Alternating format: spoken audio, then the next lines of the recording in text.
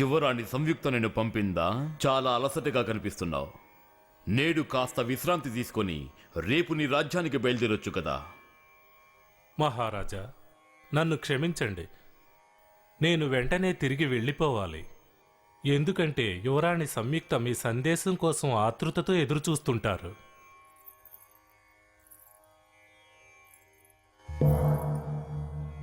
ఓ, ఎవరో అనుకున్నాను. నీ భర్త రాలేదా?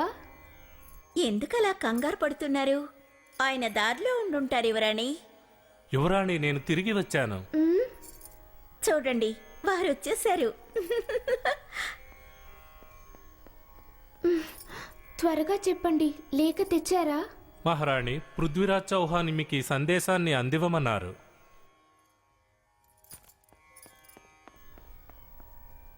హే, ఆ లేఖను నాకివ్వు. ఇవ్వను, అందుకోండి చూద్దాం.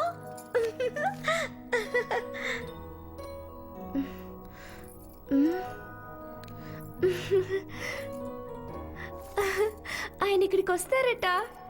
ఆయన ఇక్కడికి వస్తారట.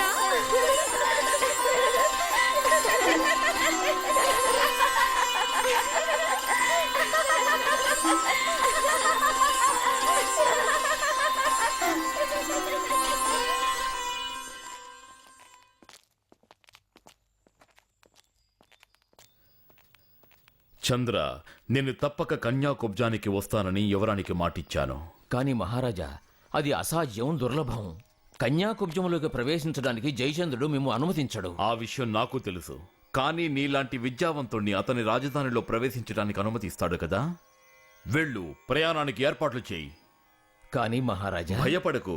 మన వాళ్ళు 100 మంది నీ సేవకులుగా మారువేషంలో నీ వెంట వస్తారు. మహాప్రభు, అర్థం చేసుకోండి, మీరు అక్కడికి వెళ్ళడం చాలా ముఖ్యం. నేను నీ వెంట కన్యాకుబ్జానికి వస్తాను, కానీ రాజుగా కాదు, నీ ప్రత్యేక సేవకుడిగా. చంద్ర, ప్రయాణానికి ఏర్పాట్లు చేయి. అలాగే మహారాజా. 100, 151, 200, 250, 300. భలే భలే భలే, ఒళ్ళు బాగా పెంచావే. భలే చూడముచ్చటగా ఉన్నావు. జాగ్రత్తగా వ్యాయామం చేయి, లేకపోతే నరాలు పట్టుకుపోతాయి. కుంకార్ సింగ్, ఏంటి పొద్దుటే వ్యాయామం మొదలు పెట్టావు? యువరాణి సంయుక్త స్వయంవరానికి కాపలాగా వెళ్ళబోతున్నావా?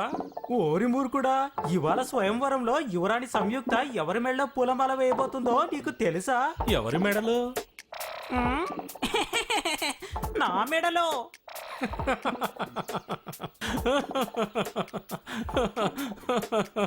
నోర్మోయ్, ఎందుకు నవ్వుతావు?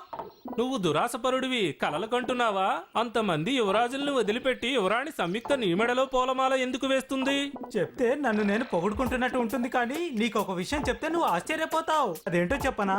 మహమ్మద్ గోరీ సైన్యాన్ని తరిమి కొట్టింది పృథ్వీరాజ్ చౌహాన్ కాదు, నేను. అంతా నా ప్రత్యేకమైన కిళ్ళి వల్లే. ఈ విషయం మొత్తం భారతదేశానికి తెలుసు. ఏమీ తెలియనట్టు నువ్వేటలా ప్రశ్నించావు? అలాగా? నువ్వు నిజంగా బలవంతుడివే అయితే దీన్ని పైకెత్తు చూద్దాం. కుంకార్ సింగ్ ని ఇంత చిన్న దుంగనెత్తమని అడుగుతావా? దీనికి బదులుగా ఏదైనా పెద్దదాన్ని ఎత్తమని చెప్పొచ్చు కదా.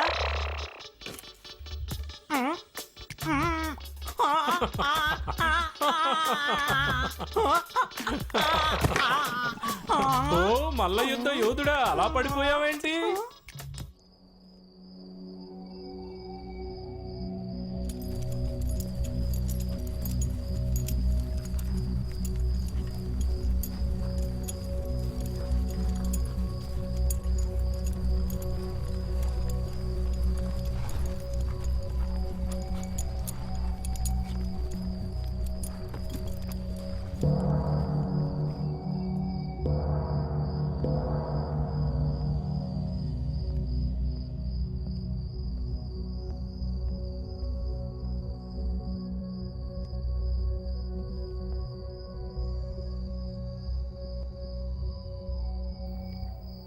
మహారాజా, మనం ఎంతోసేపు మారువేషాల్లో ఉండలేం.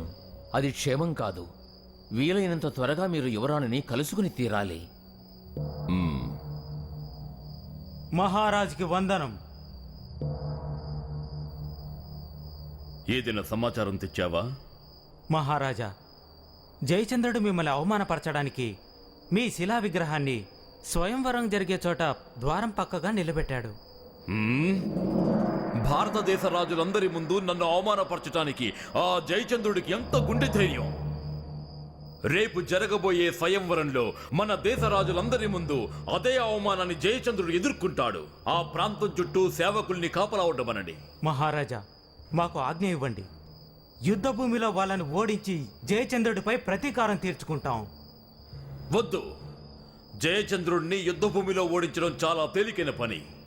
కానీ రేపు నేను చేయబోయే ఘనకార్యం చరిత్రలో సువర్ణాక్షరాలతో లిఖింపబడుతుంది.